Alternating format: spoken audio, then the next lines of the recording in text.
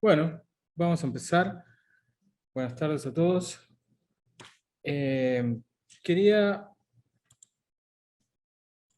arrancar repasando un poco esto que habíamos estado viendo un poco sobre el final de la clase. No era exactamente lo que habíamos visto al final, pero era algo que yo lo había pasado como muy rápido, capaz. Cuando estuve mirando la grabación de la clase me pareció además que lo dije como de una manera demasiado simplificada. Y quería volver a mencionar esto. ¿Cuál va a ser la forma en la que vamos a tener los iones 3D en solución acuosa cuando no hay ligandos aparte de las moléculas de agua o de iones hidróxido que se puedan formar por la autoionización del agua? ¿Sí? Entonces, acá lo que tienen en esta diapositiva son dos situaciones bien claras, diferentes, cuando tenemos estados de oxidación bajos y cuando tenemos estados de oxidación altos. Cuando los estados de oxidación son bajos, las especies que vamos a encontrar son las derivadas de los acucationes, ¿sí? Pero lo que me olvidé de mencionar la vez pasada, aunque ya lo habíamos mencionado montones de veces en otras oportunidades, es que la existencia de estas especies depende del pH. Porque los hexaacuocomplejos se pueden comportar como ácidos de Bronsted y ceder protones. Entonces, que ustedes tengan el hexaacuocomplejo, como está escrito acá en los dos primeros renglones, en algunos casos eso depende del pH, ¿verdad? Si estamos en un pH lo suficientemente ácido, va a ocurrir eso, efectivamente. Cuando tenemos, ustedes saben que los iones más cargados, los cationes más cargados, van a formar acucationes más ácidos. ¿Sí? O sea que nosotros ya nos esperamos que estas especies que están acá, ¿sí? Uy, para atrás. Los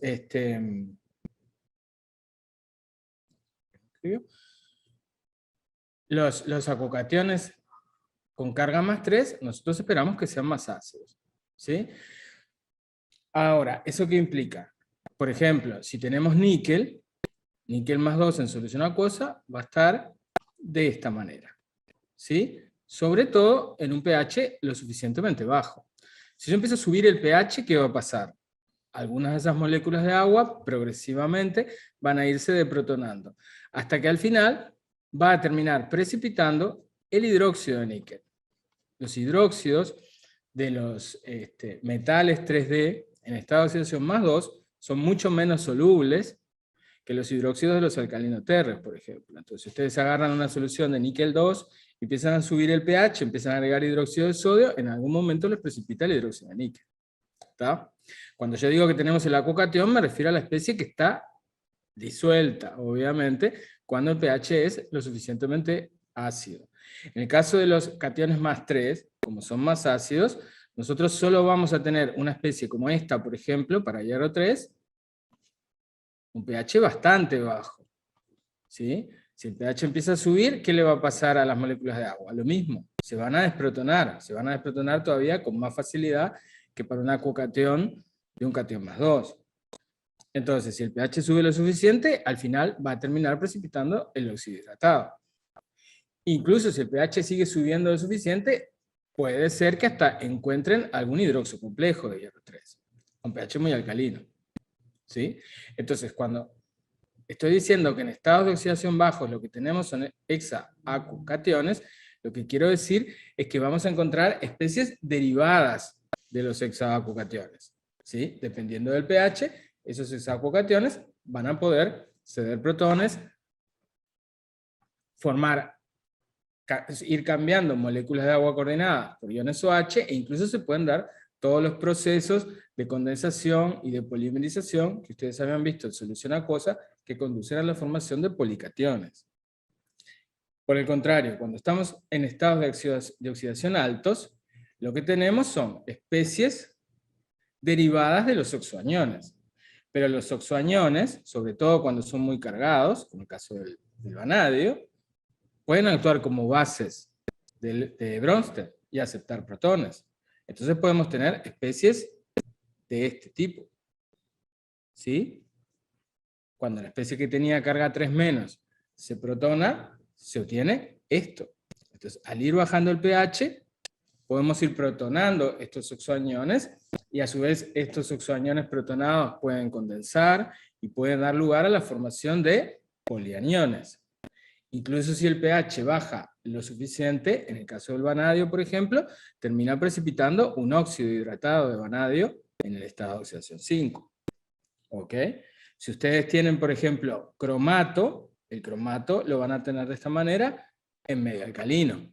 Si ustedes acidifican una solución de cromato, en vez de tener esto, ¿sí?, van a terminar teniendo el dicromato. ¿Sí? Se empiezan a formar los polianiones. ¿De acuerdo? O sea, acá en esta diapositiva, cuando yo digo que en estado de oxidación bajos tengo acucationes y en estado de oxidación alto lo que tengo son los oxoaniones, lo escribí de forma, digamos, como muy simplificada, obviamente, porque ustedes tienen que recordar que los hexaacucationes pueden ceder protones y dar lugar a la formación de policationes. De la misma manera, los oxoaniones pueden actuar como bases, pueden aceptar protones, y cuando el pH baja, se pueden formar polianiones. ¿De acuerdo? Vamos a volver entonces ahora sí a lo último que habíamos dicho en la clase pasada, que tenía que ver con qué le pasaba a la energía de los orbitales D cuando se formaba un complejo octaédrico. Yo estaba suponiendo que, por ejemplo, los ligandos, recuerden ustedes que tienen que tener un par de electrones, ¿sí? Los ligandos siempre son bases de Lewis, siempre tienen un par de electrones que de alguna manera lo están cediendo al metal, ¿sí? Entonces, se está acercando al centro metálico una carga negativa cuando se forma el complejo. Y lo que encontrábamos era que los dos orbitales, los dos que están dibujados arriba en este esquema, los dos orbitales que tienen los lóbulos orientados a lo largo de los ejes, van a sentir una repulsión electrónica mayor hacia la carga negativa del ligando que se acerca. Entonces su energía sube. Por otro lado, los otros tres orbitales que están en la parte de abajo, que tienen lóbulos situados entre los ejes, van a sentir una repulsión menor por la carga negativa. ¿De acuerdo? Esto que estamos representando acá, lo voy a volver a escribir acá un poquito más grande, sin el dibujito de los orbitales y sin toda la parte adicional que tenía la diapositiva anterior, y me quedo simplemente con la representación de los 5 orbitales. ¿Sí? A la izquierda del diagrama, yo estoy mostrando la energía que tendrían los 5 orbitales cuando son degenerados. O sea, esa sería la situación cuando la carga negativa de todos los ligandos, si estuviera distribuida uniformemente sobre una esfera, ¿sí?, con un radio igual a la distancia de enlace. Esa situación obviamente es irreal, ¿sí?, porque la carga negativa de los ligandos está concentrada en 6 puntos que definen los vértices del octaedro de coordinación, ¿sí? Entonces, cuando yo tengo en cuenta esa reubicación en el espacio de la carga de los ligandos, resulta que la energía de estos 5 orbitales va a cambiar. El aumento en la energía de estos 2 orbitales que quedaron acá arriba va a ser compensada con una disminución en la energía de los orbitales que quedan acá debajo. ¿Sí? Recuerden que a la diferencia de energía entre estos dos conjuntos era lo que le llamábamos delta O, eso era el desdoblamiento de campo cristalino, y acá les estoy escribiendo cuál es el nombre que se le da a estos nuevos grupos de orbitales, ¿sí? Yo voy a usar esta letra E minúscula con un subíndice G para referirme en conjunto a estos dos orbitales, el dx2-y2 y el dz cuadrado. Y voy a usar el nombre T2G para referirme colectivamente a estos tres orbitales, xy, y z y xz. El nombre viene por razones históricas, ustedes no se preocupen de dónde viene el nombre, es un nombre cualquiera. Le podrían haber llamado, no sé, Juan y Pedro, pero le llamaron T2G y es un G, ¿ok? Entonces, yo les decía que respecto a la situación en la que la carga de los ligandos estuviera ubicada, distribuida sobre una esfera, estos orbitales, los T2G, se estabilizaron un poco. Y esta estabilización se tiene que compensar con el aumento en la energía de los E sub G. Eso nos da como resultado que estos tres orbitales están por debajo de la línea del cero, 2/5 del valor de delta O, y estos dos de acá están por encima de la línea, 3/5 del valor de delta O. ¿Sí? O sea, si ustedes suman 3/5 por 2 menos 2/5 por 3, le da 0. ¿Sí? O sea, lo que suben unos es compensado por lo que bajan otros. Simplemente hacer una cuentita. ¿De acuerdo? Entonces, ¿qué va a pasar cuando yo coloco electrones en este sistema? Fíjense que acá la parte que estaba a la izquierda, los 5 orbitales que estaban acá a la izquierda, ya no los voy a dibujar más. Me voy a quedar simplemente con este esquemita en donde tengo los 3 orbitales T2G debajo y los 2 orbitales E sub G más arriba. A este esquemita yo le llamo diagrama de desdoblamiento de campo cristalino. ¿Sí? No soy muy original con el nombre. Entonces, ¿qué pasa en un complejo que tenga los orbitales con este valor de energía, o en un átomo metálico, si yo agrego un electrón? ¿Sí? ¿El electrón dónde se va a colocar? Obviamente se va a colocar en el electrón que tenga, en el orbital que tenga menos energía. Gracias a este desdoblamiento, este ion de configuración D1 ahora va a tener una energía menor que la que tendría si no se hubiera formado el complejo, porque si no hubiera habido desdoblamiento, la energía de los 5 orbitales estaría acá y ese electrón estaría puesto acá con este valor de energía. O sea que hubo una estabilización en el sistema. Esa estabilización, ¿a cuánto va a ser igual? Va a ser igual a esta diferencia de 2/5 por delta O. Y a esa estabilización se le llama justamente energía de estabilización de campo cristalino. ¿Ok? ¿Qué pasa si colocamos 2 electrones? Bueno, el segundo electrón no se va a aparear con el primero, obviamente, porque aparearse con el primero implica una repulsión coulombica muy grande. Lo que estamos dibujando acá son las configuraciones, los arreglos electrónicos de menor energía.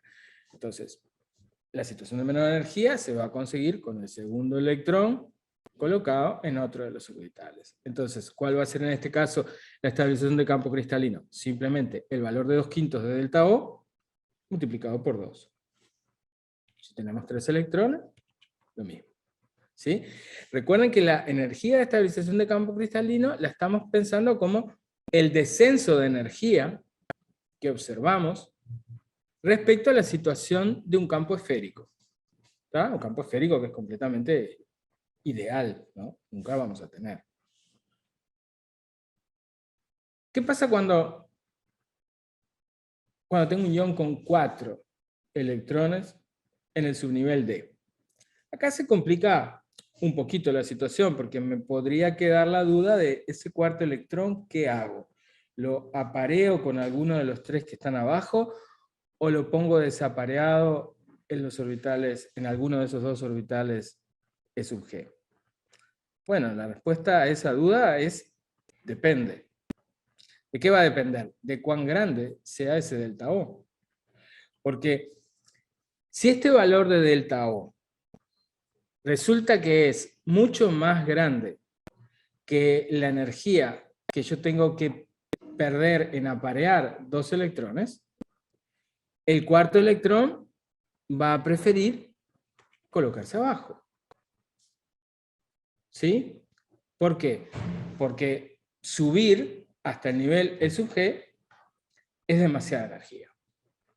Entonces, queda ahí abajo. Ahora, si la separación de campo cristalino, si el valor de delta O es menor que la energía de apareamiento, el electrón va a preferir ir para arriba, en lugar de aparearse con un compañerito en los orbitales de abajo. ¿Sí? Esto es lo que se conoce como dos situaciones, una situación de campo fuerte, cuando delta O es muy grande, es mayor que la energía de apareamiento, o una situación de campo débil, ¿sí? Campo se refiere a delta O, un delta O pequeño, lo suficientemente pequeño como para ser más chico que la energía de apareamiento. ¿Sí? Fíjense que la diferencia entre estas dos situaciones es que en el caso de la izquierda tengo menos electrones desapareados. ¿Sí? Entonces, a la situación de la izquierda, normalmente me voy a referir a ese arreglo de electrones como la configuración de bajo spin, y la configuración de la derecha es la de alto spin. ¿Sí? La configuración de alto spin es cuando tengo más electrones desapareados. Esta situación recién surge a partir de que tengo 4 electrones en el nivel D, porque cuando tenía 3, no había posibilidades. Iba a ir cada uno en uno de los 3 orbitales T2G. No había posibilidad de que el tercer electrón dijera me voy para arriba. Porque los electrones siempre tratan de estar en la situación en la que la energía es la menor posible. Entonces, hasta la situación de una configuración D3, ¿tá? No existían estas dos posibilidades. Por lo tanto, yo nunca voy a decir que tengo un complejo D3 de alto spin, porque no tiene ningún sentido. Pero en el caso de una configuración D4, un metal que tiene una configuración electrónica D4, yo puedo tener distintos complejos, algunos de bajo spin y otros de alto spin. La energía de estabilización de campo cristalino no va a ser la misma en estas dos situaciones, ¿verdad? Yo podría calcularla. Para el caso de la derecha, por ejemplo, ¿cómo sería la energía de estabilización de campo cristalino? Sería 2/5, que es lo que han descendido en energía estos 3 orbitales, 2/5 por 3 electrones, que es lo que tengo ahí abajo, menos 3/5, que es este tramo de acá, por 1. Hay un electrón solo de arriba. ¿Sí? Fíjense que estoy poniendo como un valor positivo todo lo que representa una estabilización, y un valor negativo lo que es una desestabilización. ¿Respecto a qué situación? Respecto a esta situación de la izquierda. ¿Ok? ¿Cómo sería ahora la energía de estabilización de campo cristalino para la configuración de bajo spin? Bueno, acá lo que tengo que considerar es que tengo 4 electrones que se estabilizaron en un valor de 2/5 de delta O, pero tengo un par de electrones apareados, que antes no estaban. Antes quiero decir, acá, al empezar, acá no había ningún electrón desapareado. Y acá sí. Y eso juega en contra de la estabilidad, porque el apareamiento de electrones aumenta la repulsión de Coulomb entre ellos. Entonces, lo tengo que descontar a la estabilización de 4 por 2/5 de delta O. Díganme si hasta acá se quedaron con alguna duda. Porque esto es de esas cosas que si una vez que lo entienden y le agarran la mano, no tiene misterio, pero al principio puede resultar confuso. ¿Qué era P? P es la energía de apareamiento por par de electrones en un mismo orbital. A mí me quedó una duda, Raúl. Eh, ¿Cómo se sabía que la parte de abajo era 2/5 y la de arriba 3/5? Sí, a mí me quedó la misma. ¿Tipo por algo experimental o cómo se deduce eso? No, es matemático nomás. Si yo tengo 3 orbitales que bajan en energía, 3 orbitales degenerados y 2 que suben, y quiero que lo que estos bajan se compense con lo que estos suben, o sea, esto tiene que ser 2/5 del total y esto tiene que ser 3/5. Es una cuestión de matemáticas, no es experimental. De todo esto, más allá de la cuenta, una cosa que quiero que se fijen es que el número de electrones desapareados es distinto en una configuración de alto spin y en una configuración de bajo spin. Ahora, esto, experimentalmente, ¿yo lo puedo distinguir de alguna manera? Y la respuesta es sí, lo puedo distinguir. Si yo no pudiera distinguirlo, como que no tiene ni mucho sentido que me preocupara de esto. Alguna diferencia tiene que tener en las propiedades de un compuesto el hecho de que los electrones se acomoden de una manera o se acomoden de otra. Una de las consecuencias más obvias es que va a cambiar las propiedades magnéticas del complejo, según que tengamos una situación de alto spin o una situación de bajo spin. Capaz que ustedes se acuerdan de química general, que cuando veían en algún momento, veían creo que diagramas de orbitales moleculares, y a veces le quedaban electrones desapareados, y a veces le quedaban todos los electrones apareados. Cuando le quedaban todos los electrones apareados, ustedes decían que el comportamiento era diamagnético, y cuando había electrones desapareados, decían que era paramagnético. Una sustancia paramagnética y una diamagnética son bien fáciles de distinguir experimentalmente, porque una sustancia diamagnética es repelida por un campo magnético externo, mientras que una sustancia paramagnética es atraída, ¿sí? Y cuanto mayor sea la cantidad de electrones desapareados que tiene la sustancia, mayor es la fuerza de atracción hacia el campo magnético, ¿sí? Entonces, midiendo la fuerza con que una sustancia o un mol de sustancia es atraído por un campo magnético, uno puede calcular algo que se llama el momento magnético de esa sustancia, ¿sí?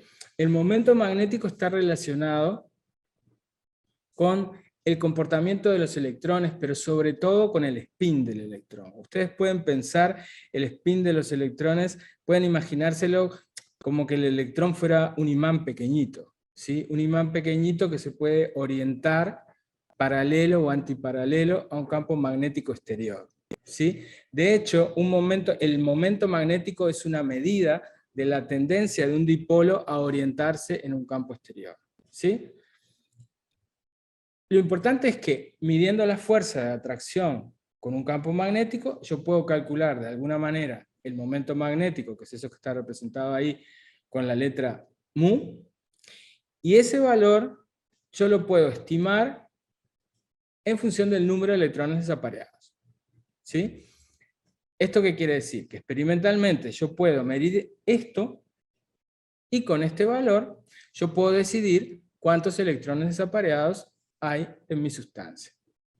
Entonces, de esta manera yo puedo distinguir, en el caso anterior, o tenía 4 electrones desapareados si el complejo era de alto spin, o tengo solo 2 electrones desapareados si el complejo es de bajo spin.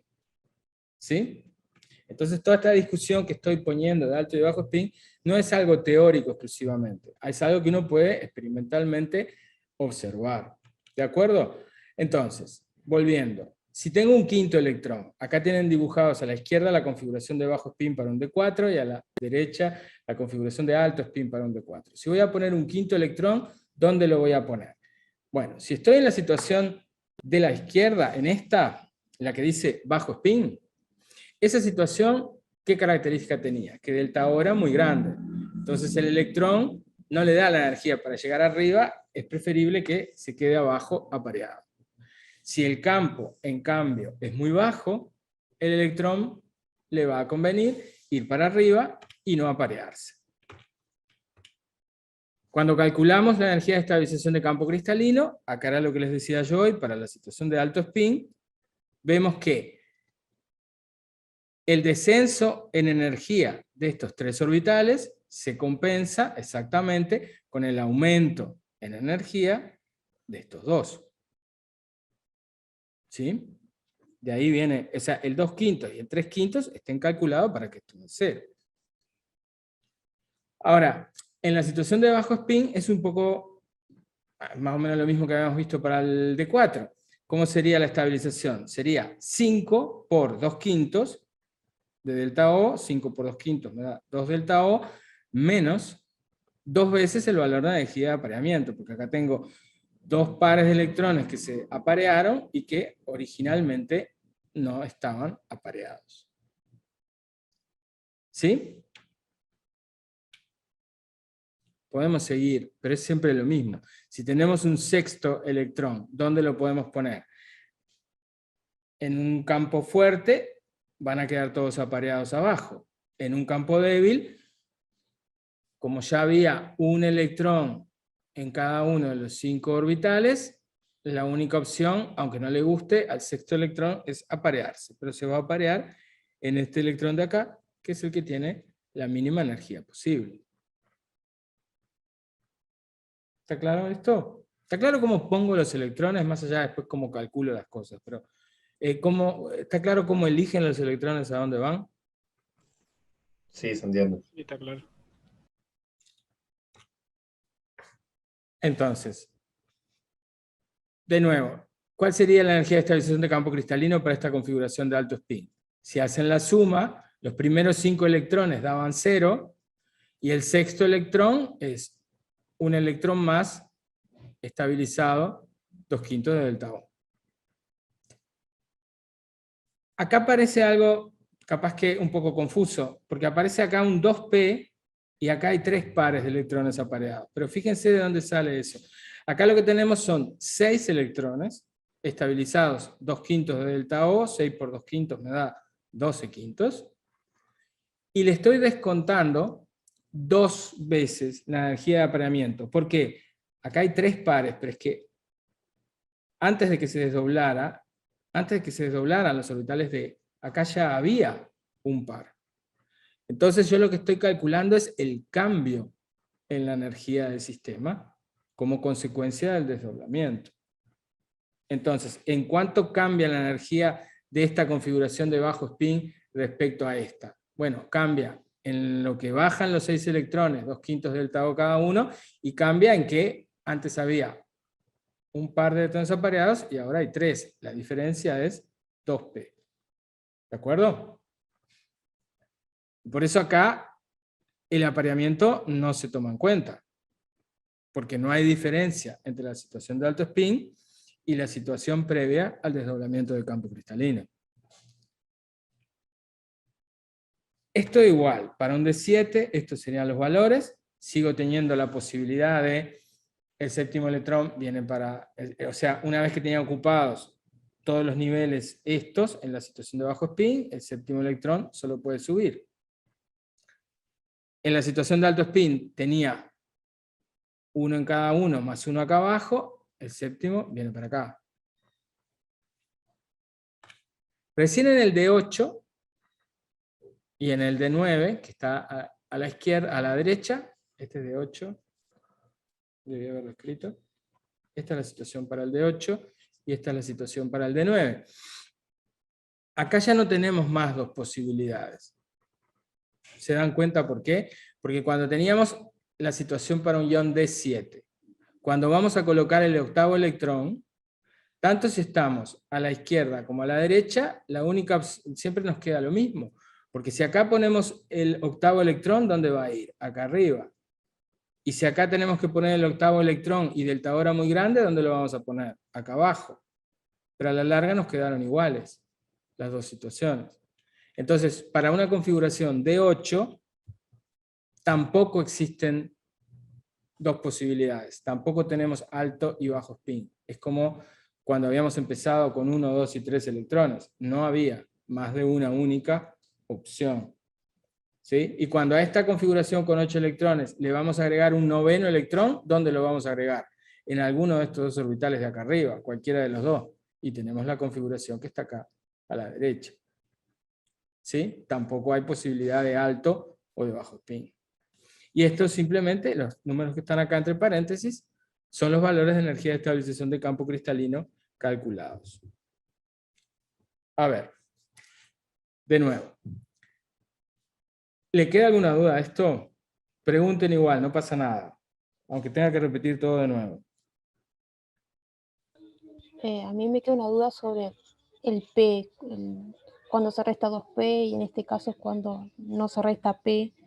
No entendí muy bien. Ok, lo miramos en este ejemplo, porque debería, o sea, si lo entendés en un ejemplo, lo entendés en todos. ¿Está? Mirá, por ejemplo, la configuración de bajo spin. ¿Está? ¿Cómo llegamos a este 9/5 de delta O? ¿Eso te queda claro? Sí, eso sí. ¿Está? Hicimos 6 por 2/5 menos 1 por 3/5. Llegamos a 9/5. ¿Está? Y ahora, ¿qué es lo que tenemos que comparar? ¿Cuál es la diferencia en número de pares de electrones apareados entre esta situación, que es previa al desdoblamiento, y esta situación? ¿Está? Acá tenemos 2 pares de electrones apareados. ¿Cambió eso acá? Sí, cambió. Tenemos un par más. Entonces acá restamos 1. Cuando hacemos el cálculo para la configuración de alto spin, no restamos ningún P. ¿Por qué? Porque acá tenemos estos 4 electrones apareados, la misma cantidad que antes del desdoblamiento. Entonces el apareamiento no cambió. ¿Está? ¿Entendés? Ah, sí, ahora sí, gracias. O sea, cuando yo quiero calcular la energía de estabilización de campo cristalino para la situación de bajo spin, yo me fijo en todos los cambios que hubo. El primer cambio que está representado con el primer término es la energía de los orbitales. Y el segundo cambio que hubo es la cantidad de electrones que estaban apareados, que varió. Entonces yo lo que estoy mirando es el cambio respecto a la situación previa al desdoblamiento. ¿Ok? ¿Alguna otra duda?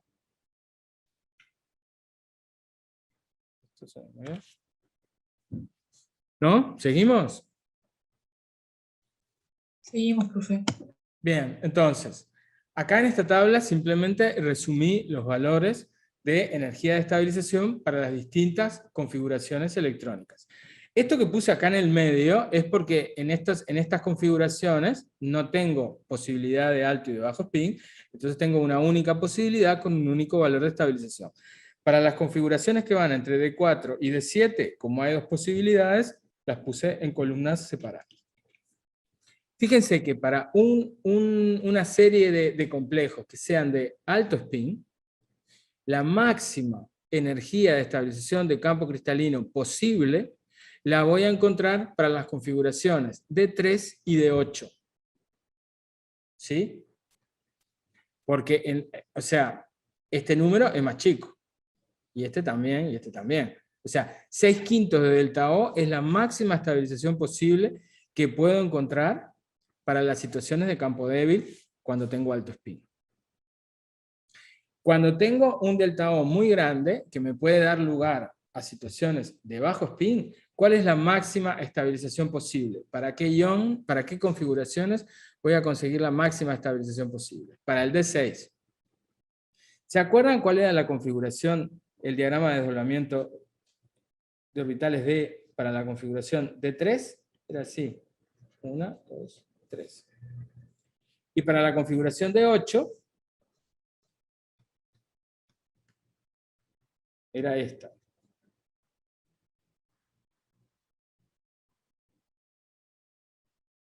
¿Sí? O sea, para las configuraciones de alto spin, la máxima energía de estabilización de campo cristalino se consigue cuando está, digamos, lo más lleno posible el nivel de abajo y lo más vacío posible el nivel de arriba, por decirlo a lo bruto.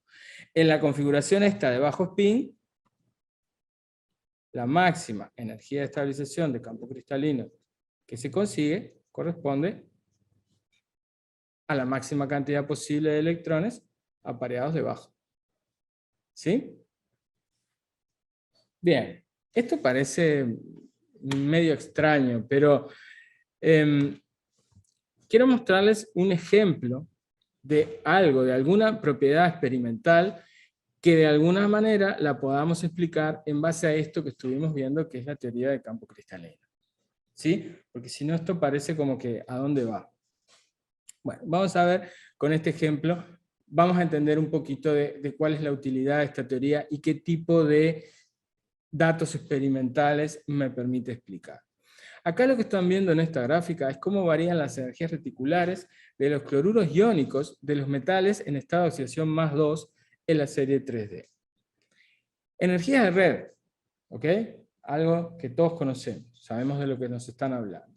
¿Cómo deberían variar las energías de red para una serie de cloruros en donde el catión siempre tiene la misma carga? ¿Cómo esperaríamos que variaran estas energías reticulares al movernos a la derecha?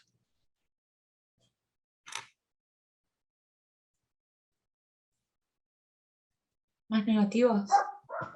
Más negativo. Correcto. Y esperamos que sea regular.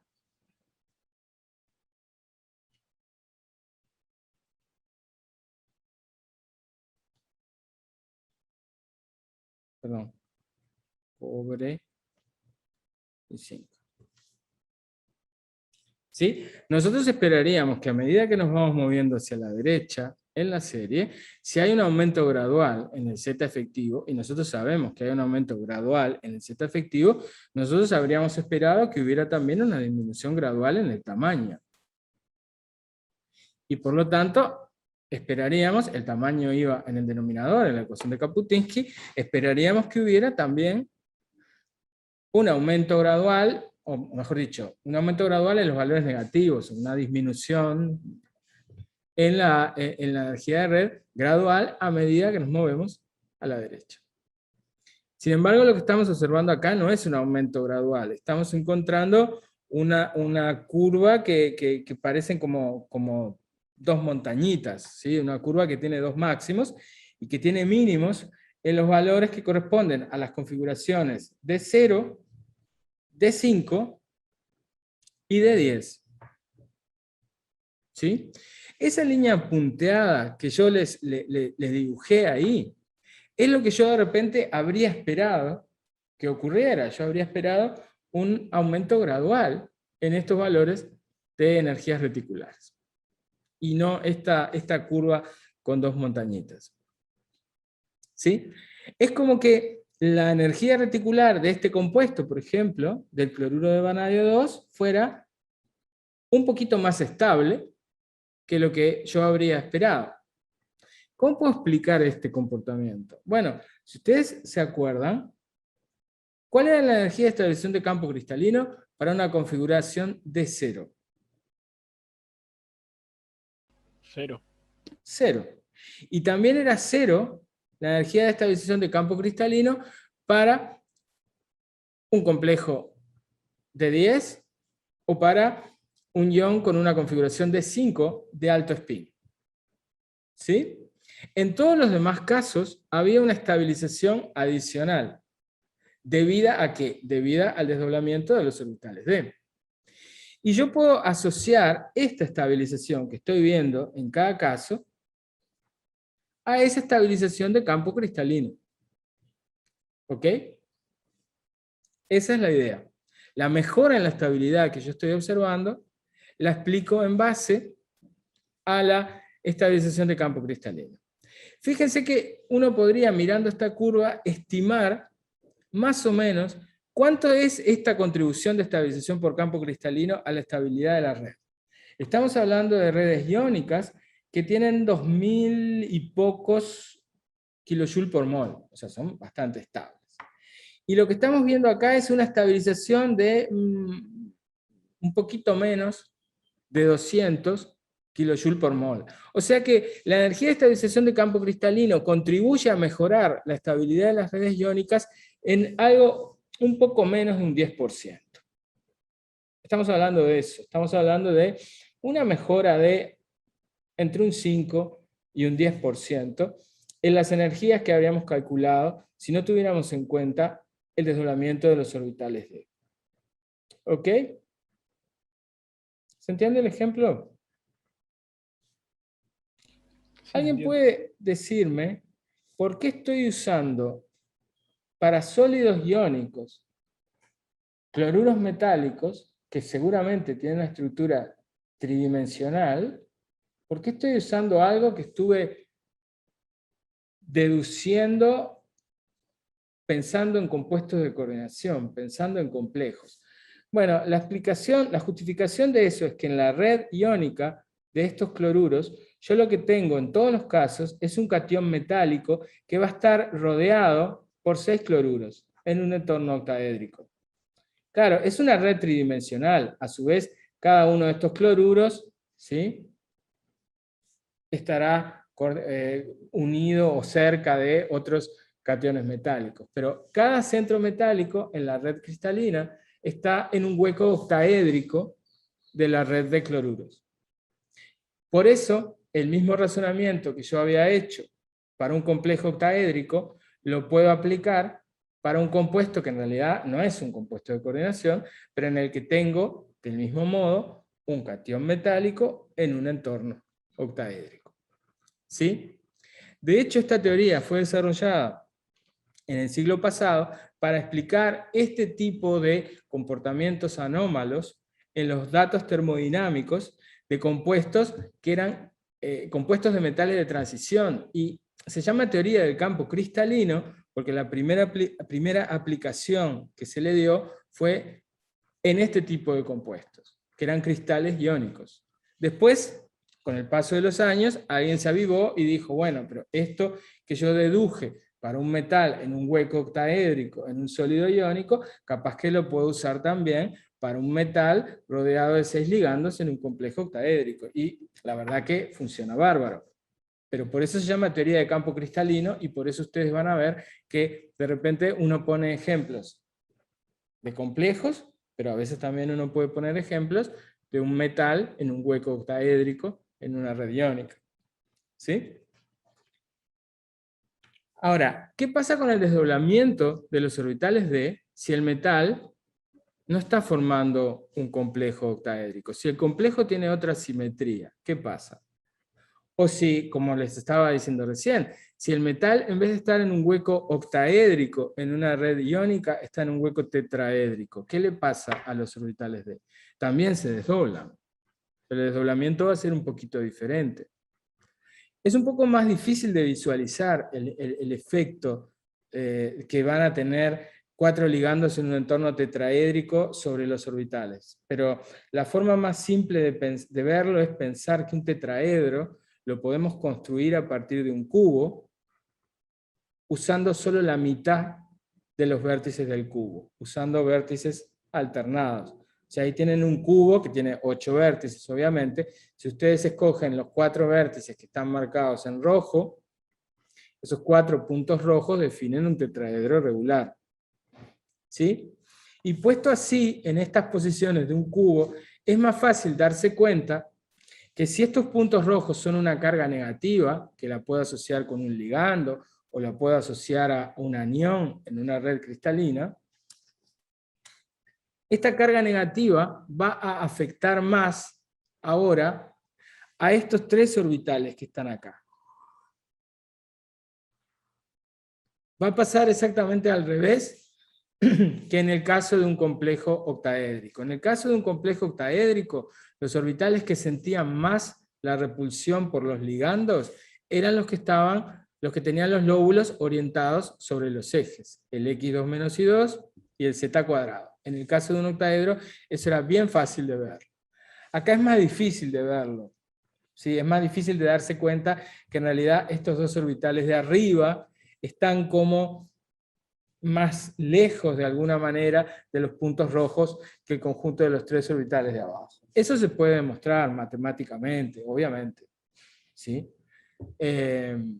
A veces hay gente que me dice, no, yo no me doy cuenta ahí de la diferencia. Bueno, créanme si no se dan cuenta.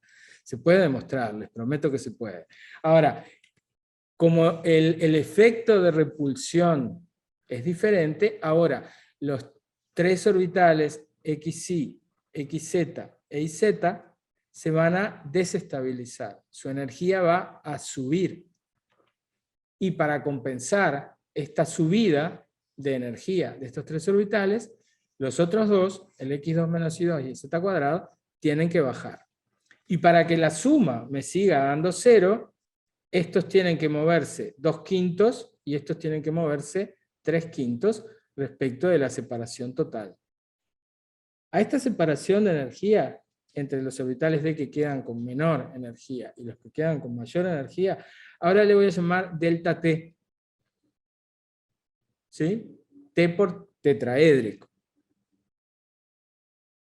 Y lo que se encuentra experimentalmente, lo que uno puede ver siempre es que los complejos tetraédricos, el valor de desdoblamiento, el delta T, siempre es menor que delta O. Es aproximadamente la mitad, el efecto es la mitad de importante, ¿sí?, que en un complejo octaédrico. La consecuencia que tiene eso es que normalmente los complejos tetraédricos siempre van a ser de alto spin, porque como delta T es pequeño, siempre termina siendo más chico que la energía de apareamiento. Entonces, cuando tengo un electrón, va a ir acá. Cuando tengo el segundo electrón, lo voy a poner acá. El tercer electrón ustedes me dicen, bueno, hay dos posibilidades, o lo apareo abajo o lo mando para arriba. Pero ¿qué pasa? Como les estoy diciendo justamente que delta T es pequeño, y es pequeño comparado con la energía de apareamiento, el tercer electrón siempre va a terminar viniendo para acá. Entonces, no vamos a encontrar complejos tetraédricos de bajo spin. Fíjense ustedes que también en un complejo tetraédrico, la estabilización de campo cristalino va a ser 0 para la configuración de 5. ¿Ok?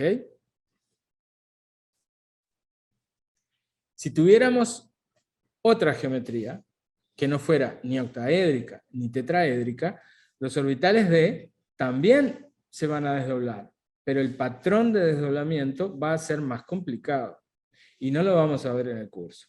¿Ok? Porque además, arriba del 95% de todos los complejos de los metales 3D son o bien octaédricos o bien son tetraédricos. Entonces no nos vamos a poner a pensar en geometrías extrañas y tratar de imaginar cómo se desdoblarían los orbitales D, porque ahí es como que eso en la realidad no vamos a tener esas situaciones, o no las vamos a tener con frecuencia, y por lo tanto en este curso eso no lo vamos a ver. ¿De acuerdo? O sea que si en algún lado ven que hay diagramas de desdoblamiento de orbitales D más complicados, bueno, no se preocupen, es simplemente porque eso se está refiriendo a cosas que no vamos a ver. ¿De acuerdo?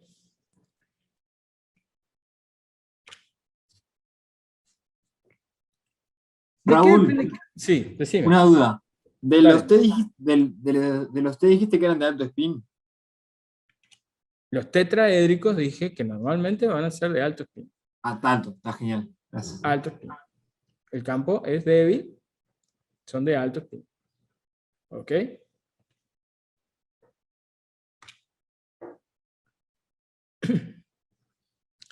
¿De qué depende que algo tenga color? ¿Sí? Capaz que ustedes lo vieron en química general. Algo tiene color cuando absorbe una parte de la radiación del espectro visible. Y para que pueda absorber radiación, una sustancia, si absorbe radiación, esa radiación le está transfiriendo energía al medio absorbente. ¿Y qué pasa con esa energía absorbida?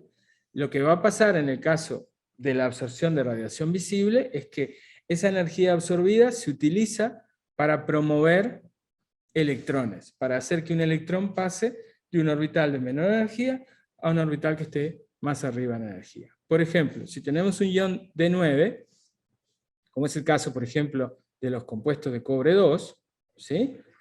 ¿Qué puede pasar? Que si ese compuesto es, digamos, iluminado con una fuente de radiación que tiene la energía adecuada, ¿sí? Si la energía de esos fotones coincide, por ejemplo, con el valor de delta O, ¿qué puede pasar? Puede pasar que uno de esos electrones de abajo sea promovido al nivel de más arriba. ¿Sí? Eso es lo que se conoce como una transición electrónica. La condición para que se produzca una transición electrónica es que la energía entre los dos niveles electrónicos, el inicial y el final, esa diferencia de energía tiene que coincidir con la energía del fotón incidente. ¿Sí? Entonces, vamos a ver esto aplicado a un caso concreto. Por ejemplo, yo les había mencionado hoy el caso la clase pasada, el hexavalco titanio 3, que había dicho que era un caso muy simple porque es un ion D1. Hay un único electrón en los orbitales D. O sea que tenemos el diagrama que está ahí en el centro. ¿Sí? Tenemos los tres orbitales T2G, los dos orbitales E sub G a un valor de energía más alto, y tenemos un electrón solo que obviamente va a estar acá abajo. Es un complejo octaédrico, ¿sí? O sea que todo precioso. Cuando preparamos una solución de hexavalco titanio 3, nos queda de este color. Nos queda un tubito, ¿sí? Con una solución de este color que no sé cómo se llama. Violetita. ¿Sí? ¿Por qué tiene ese color esta solución? Bueno, tiene ese color porque una parte de la luz visible, de la luz solar, que tiene todo un rango continuo de longitudes de onda, entre 400 y 800 nanómetros aproximadamente, una fracción de luz se absorbe más que otra. Si ustedes hacen un espectro de esta solución, yo creo que hicieron algún espectro en química general usando un espectrofotómetro. Acá abajo tienen el espectro.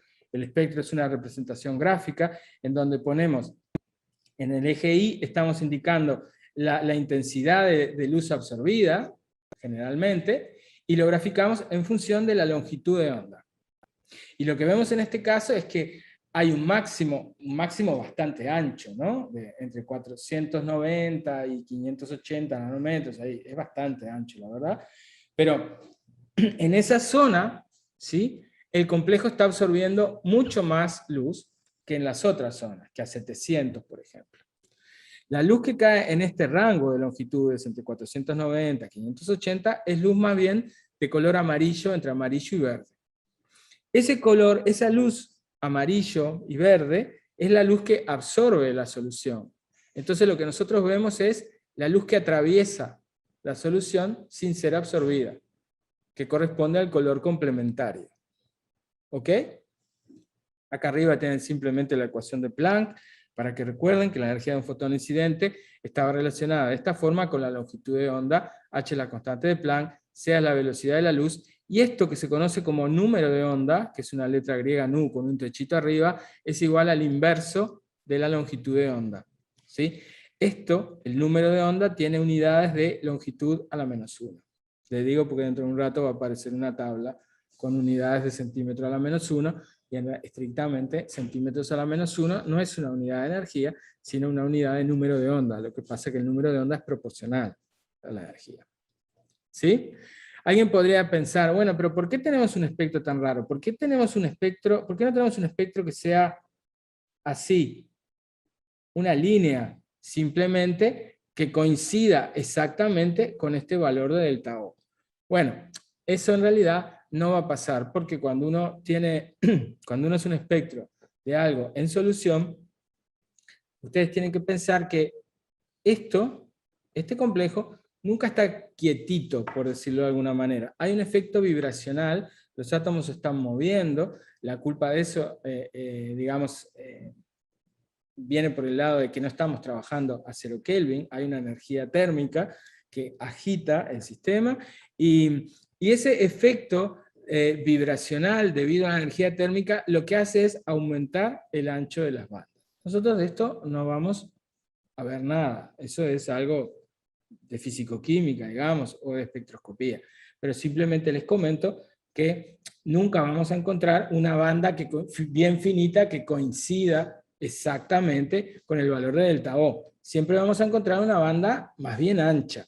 Lo que nosotros vamos a asociar con el valor de delta O es el máximo en esa banda ancha, que en este caso, por ejemplo, cae cerca de 510 nanómetros.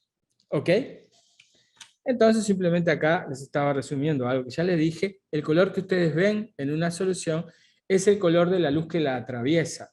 ¿Sí? La solución absorbe una parte de la radiación y lo que no es absorbido es lo que vemos nosotros, saliendo por el otro lado.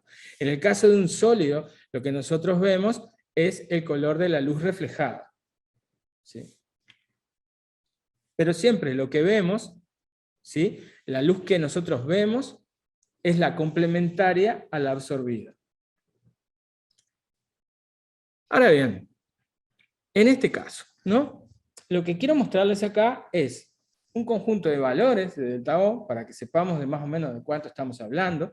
Los delta O normalmente se expresan en centímetros a la -1, acá tenemos de nuevo la ecuación de Planck, y la conversión entre centímetros a la -1 y kilojoule por mol. Yo les había dicho cuando les había mostrado la curva de cómo variaban las energías reticulares de los cloruros, que la estabilización de campo cristalino era responsable de entre 100 y 200 kJ por mol. Bueno, y acá tenemos los valores de delta O, que coincide, ¿sí?, más o menos, fíjense acá cuál es la conversión, andan más o menos en ese orden.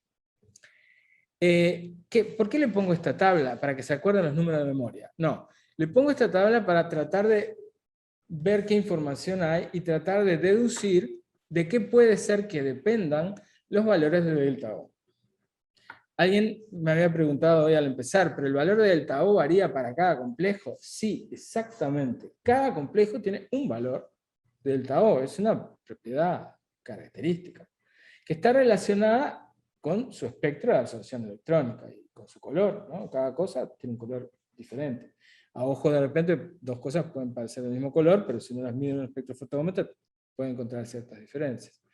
Y lo que estamos viendo acá es un rango bastante grande de valores posibles de delta O. Si queremos saber de qué depende, lo que tenemos que hacer, como siempre en estos casos, es irnos fijando por grupitos. O sea, por ejemplo, podemos agarrar distintos complejos en donde tenemos el mismo tipo de ligando, el mismo metal, y acá ¿qué es lo que está cambiando? El estado de oxidación. Entonces, ¿qué es lo que estamos observando? ¿Cómo depende del delta O del estado de oxidación? ¿Alguien me puede decir?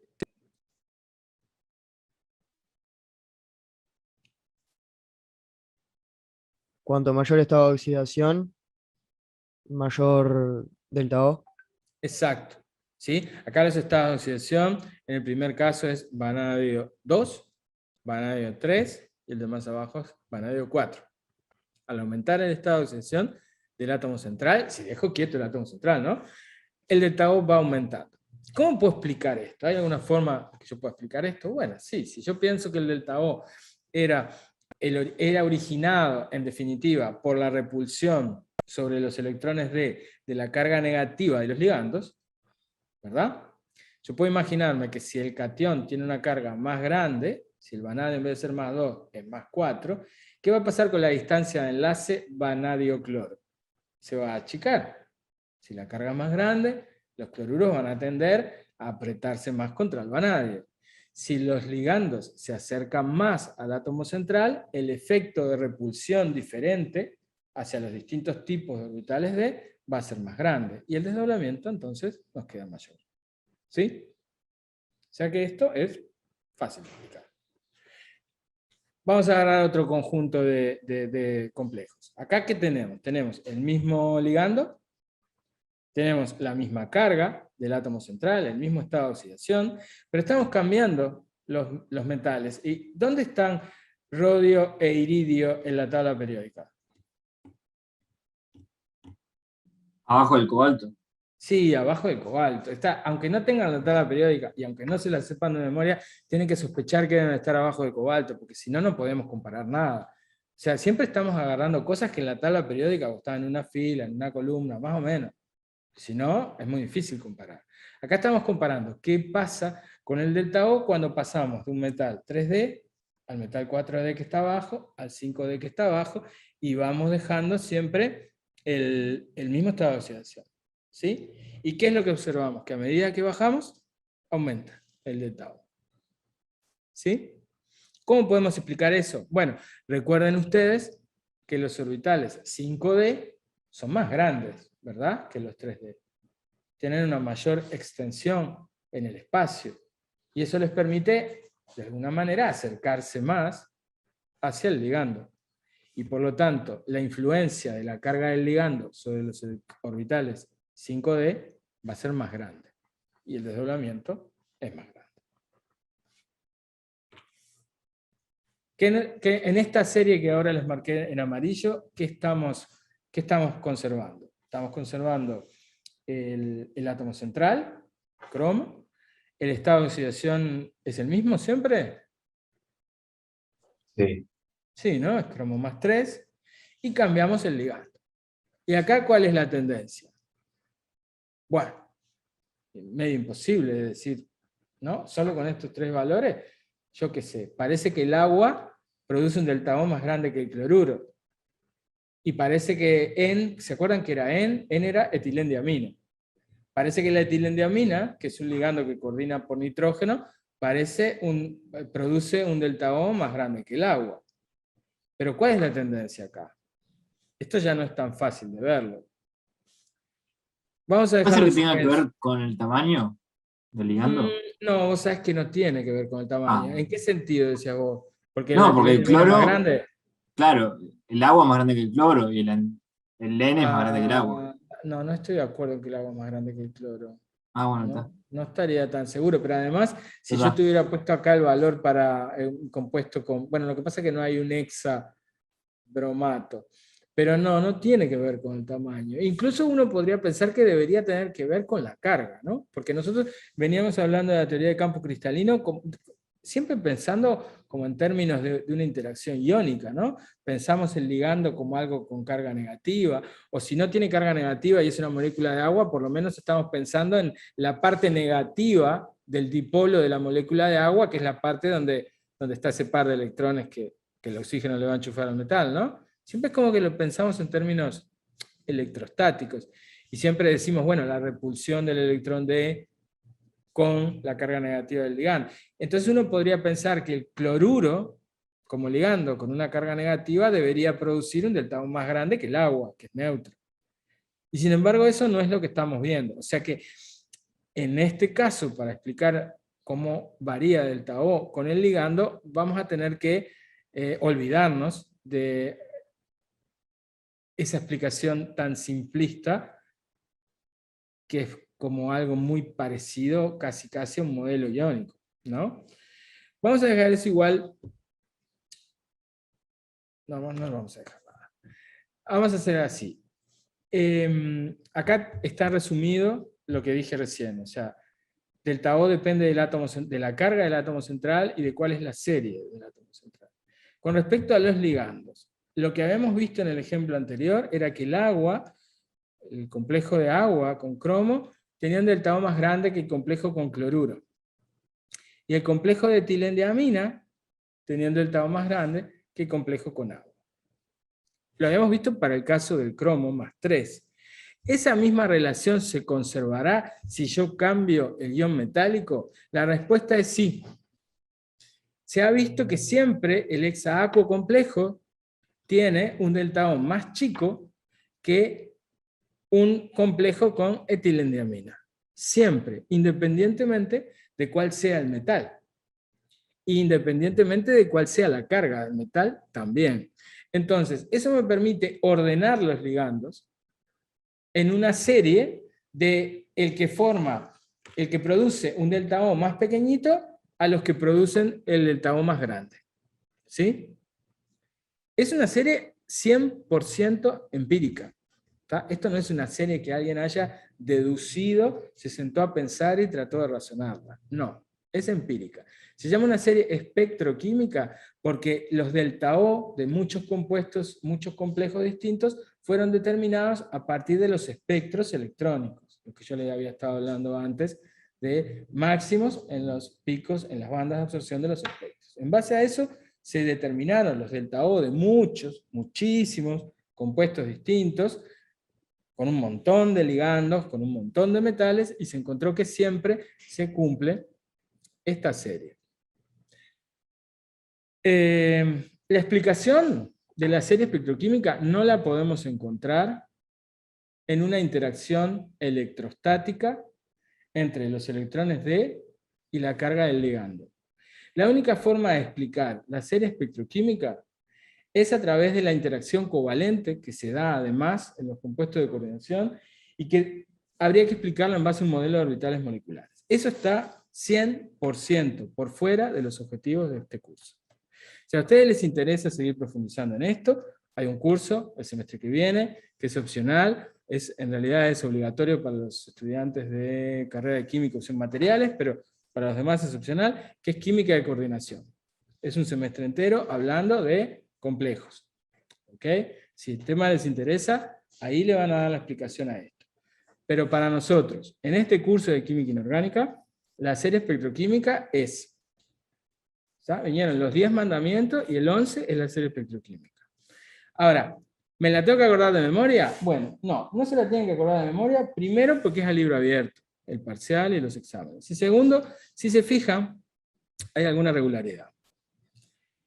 Los halogenuros están acá. Los halogenuros son ligandos de campo débil. Tienden a producir campos débiles. En el medio de la serie, miren los ligandos que tenemos. Hidróxido, agua, oxalato. ¿Cuál es el átomo dador en estos tres ligandos? El oxígeno. El oxígeno. El oxígeno. ¿Quién tenemos por arriba de los ligandos oxigenados? Tiocianato. Acá cuando hay dos posibilidades de unión, está subrayado y marcado en rojo el átomo por el cual se une el ligando. O sea, el tiocianato cuando coordina por el azufre da un campo más débil que cuando coordina por el nitrógeno. El tiocianato coordinado por el nitrógeno, el amoníaco, la etilendiamina, la piperidina, la fenatrolina. ¿Qué son estos ligandos? Son todos ligandos con átomos dadores que son átomos de nitrógeno. O sea, un ligando nitrogenado va a formar un delta O más grande que un ligando oxigenado.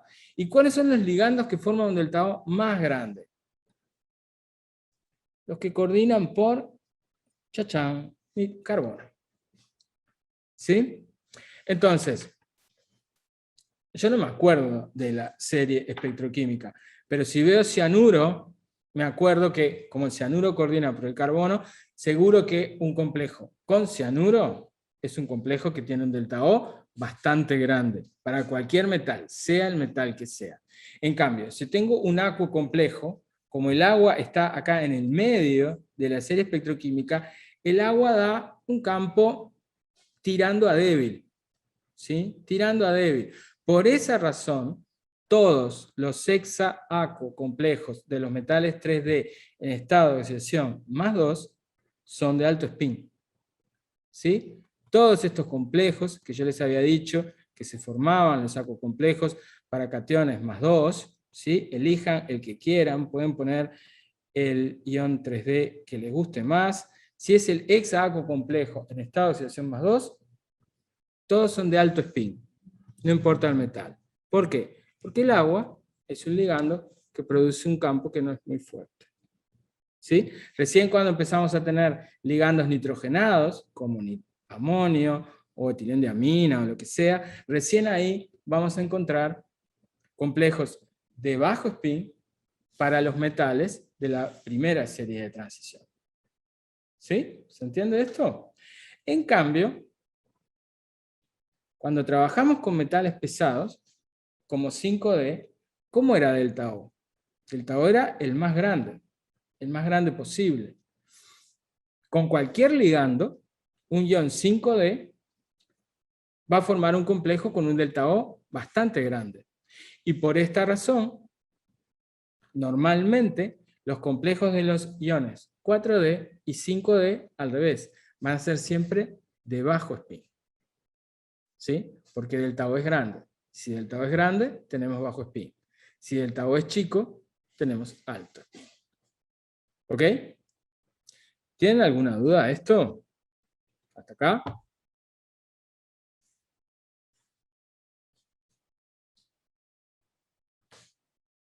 ¿Seguimos? A mí solo me queda una duda. ¿El orden de la serie Sí. es porque fue empírica? Empírico. Solamente Alguien la midió, sí. Capaz que había algo relacionado con algo, pero... Hay algo relacionado con algo, pero tiene que ver con algo que habría que considerar la capacidad que tienen estos ligandos de formar enlaces de tipo pi con los orbitales D del metal, y hay un fenómeno que se llama retrodonación pi, que no lo vamos a ver en este curso. ¿Ok? Ok. Gracias.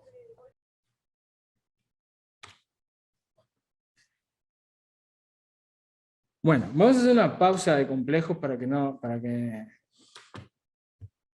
descansar un poco el cerebro, y vamos a volver a algo un poco más vulgar, ¿sí? Unas reacciones de oxidación simplonas.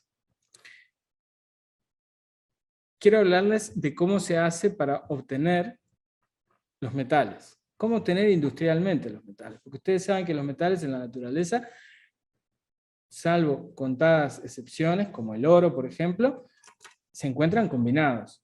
Combinados con oxígeno, combinados con azufre, o formando sulfatos, cloruros, ¿sí? Se encuentran siempre en un estado de oxidación positivo, y obtener el metal como tal requiere un proceso de reducción. Nosotros ya habíamos visto, para obtener sodio, por ejemplo, el sodio se podía obtener a partir de cloruro de sodio por reducción, pero no teníamos un oxidante químico lo suficientemente fuerte como para reducirlo, entonces teníamos que usar un método electrolítico.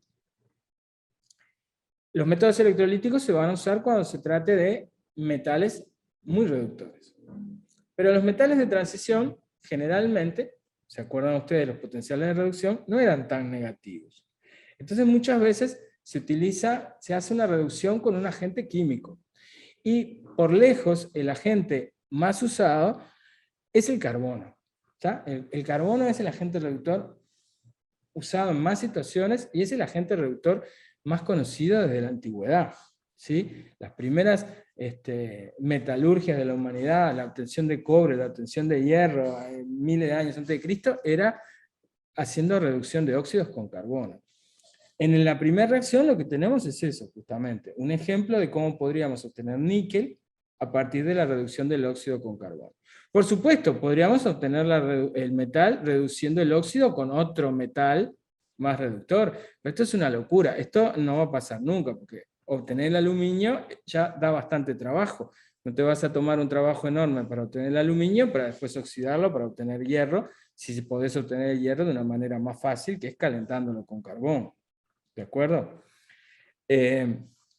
A veces hay metales, como el caso del plomo. El plomo no es un metal del bloque D, pero no importa, es un metal. En la naturaleza se encuentra como sulfuro. Cuando tenemos sulfuros, lo normal es que haya un tratamiento previo con oxígeno, lo que se conoce como tostación del sulfuro, para obtener el óxido. Y ahí sí, una vez que uno obtiene el óxido, lo reduce con carbono. Todos estos procesos industriales se pueden ir dando cuenta que son bastante contaminantes porque producen gases, ¿sí? En el caso del CO2, aumento de CO2 en la atmósfera, o que es un gas que produce lluvia ácida, ¿sí? Ahora, digamos, de hecho, en la práctica es lo que se usa en la mayoría de los casos, ¿sí? ¿Cómo podemos saber si podemos o no podemos obtener un metal a partir de su óxido con carbono? ¿Y en qué condiciones tendríamos que trabajar para que eso ocurra? Eso lo podemos ver en estos diagramas que se llaman diagramas de Ellingham. Esto está en la bibliografía. Yo les voy a pedir que ustedes lo lean. Simplemente quería comentarles que presten atención que acá cada línea que tenemos representa la variación de energía libre para la reacción de oxidación del elemento que está indicado ahí. ¿Cómo va variando la energía libre? En función de la temperatura, por mol de oxígeno. ¿Está? Por ejemplo, en la línea de plata, ¿qué es lo que vemos? Que a temperatura muy baja, el delta G de la reacción, que es el delta G de formación del óxido, es lo que tenemos acá. El delta G, acá, es negativo. Por lo tanto, el óxido de plata es estable a esa temperatura. Delta G es igual a delta H menos T delta S. Y en estas reacciones, tenemos gases en la izquierda, el oxígeno es gas, y acá tenemos solo sólido. Entonces acá hay una variación de entropía bastante grande. Hay una reducción de la entropía. Entonces el término menos T por delta S es positivo. Y este término, menos delta S, es la pendiente de estas líneas. Fíjense que prácticamente todas estas líneas tienen justamente pendientes positivas, porque eso tiene que ver con la variación de entropía de un proceso en el que se consumen moles de gas. ¿Sí? Cuando hay algún punto de inflexión, como acá en el caso del mercurio, es porque a esta temperatura tenemos el punto de ebullición del mercurio, o el punto de ebullición del magnesio, entonces tenemos acá más gases todavía, como reactivos, y entonces aumenta la pendiente en estos casos. ¿Sí? Ahora, cuando nosotros miramos una línea cualquiera, acá como el caso del níquel o el caso del hierro, se está refiriendo a la variación de energía libre para esta reacción. ¿Sí? Entonces, si nosotros queremos saber, por ejemplo, ¿se puede obtener níquel a partir de hierro? Lo que tendríamos que hacer es sumar esta reacción con la de abajo, dada vuelta.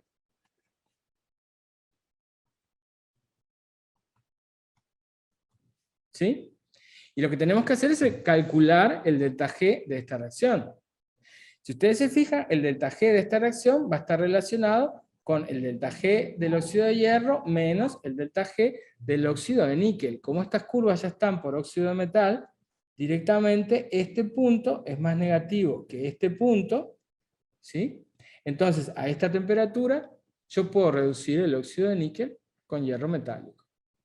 O sea, este diagrama está armado para que el metal que corresponde a esta línea de abajo reduzca a los óxidos de todos los metales cuyas líneas quedan más arriba.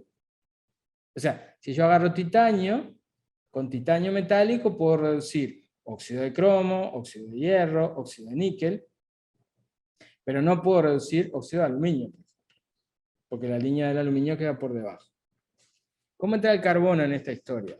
El carbono aparece acá como esta línea, ¿sí? Que tiene dos tramos. Un primer tramo a baja temperatura, que corresponde a esta reacción, a la formación de dióxido de carbono, donde se consume un mol de gas y se forma un mol de gas, entonces la variación de entropía es prácticamente cero y tenemos una recta dependiente casi cero. Mientras que a temperaturas más altas es más favorable termodinámicamente este proceso, en el que se consume un mol de oxígeno gas y se forman 2 moles de monóxido de carbono. Entonces acá tenemos un aumento de un delta S positivo, menos delta S es negativo, y acá nos quedó la pendiente para el otro lado. Entonces, lo que estamos viendo acá es que cualquier línea que quede por encima de la línea de carbono, ¿sí?, corresponde a un óxido que va a poder ser reducido al metal por carbono. Y lo que nos muestra este diagrama además es a qué temperatura tendríamos que trabajar. Por ejemplo, si yo quiero reducir óxido de hierro con carbono, voy a tener que fijarme esta temperatura cuál es, y voy a tener que trabajar a una temperatura mayor. Si quiero reducir óxido de cromo con carbono, me voy a tener que fijar en esta temperatura, y voy a tener que trabajar a una temperatura más alta. Hay algunos metales cuyo óxido se podría reducir con carbono, como la bauxita. Lo que pasa es que trabajar a una temperatura de casi 2000 grados, en la práctica es casi imposible. Por eso el aluminio se obtiene por un método electrolítico y no por reducción con carbono. Obvio, este diagrama solo nos está dando las condiciones termodinámicas que nos permiten la reducción de cada uno de los óxidos. Pues a su vez, las condiciones cinéticas habrá que estudiarlas en cada caso. Esto le pido por favor que lo lean en el material de apoyo. Yo estoy seguro que esto no es complicado, lo pueden entender, y tienen incluso algunos ejemplos de uso industrial de esta técnica de reducción con carbono en la producción de acero, ¿sí?, de hierro y de aceros. Vamos a hablar un poquito de los lantánidos. Sí, decime. ¿En qué capítulo está de la bibliografía? Ah, esto está en el capítulo que habla de metales. Suerte que me dijiste, eso era una cosa que le tenía que decir y me estaba olvidando.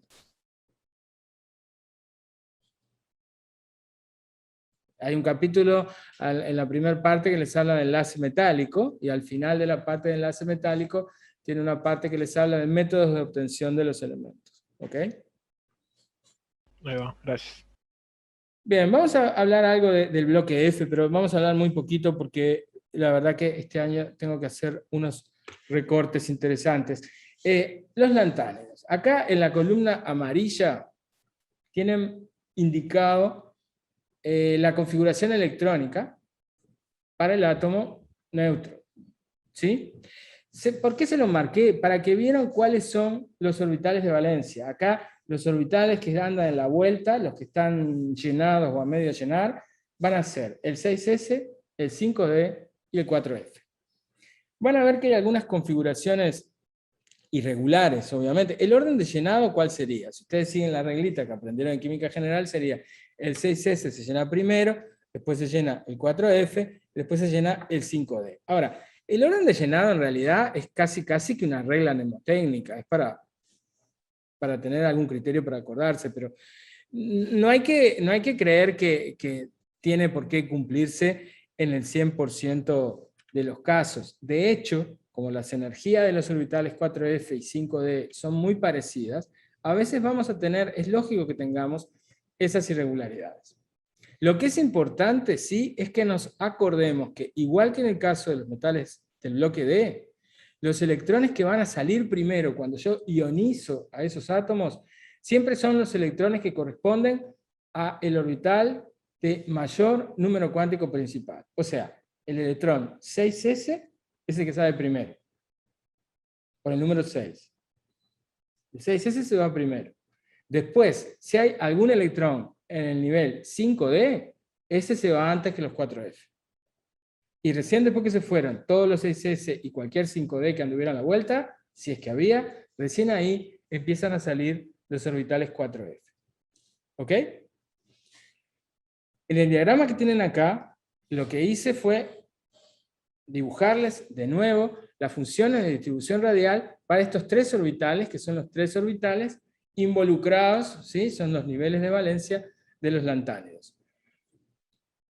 Lo interesante es notar que en este caso, en el caso de los lantánidos, el core, ¿sí? La cantidad de electrones que corresponden al gas noble anterior, ocupa más o menos esa zona que yo les marqué ahí en naranja. ¿Qué es lo que quiero representar con esto?